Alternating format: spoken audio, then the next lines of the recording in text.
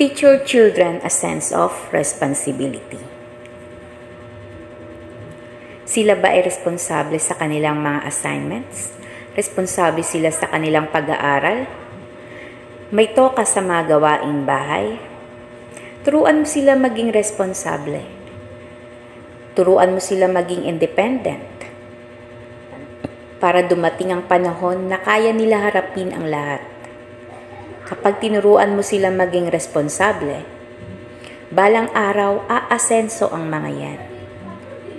At ang pagiging responsable ang magdadala sa kanila sa tagumpay ng buhay. Kaya habang bata pa, turuan mo na sila na huwag maging palaasa sa iba. Dahil ikaw mismo bilang magulang, nakasalalay kung magiging ano ang buhay ng anak mo. Ngayon, palang turuan mo na ang anak mo maging responsable.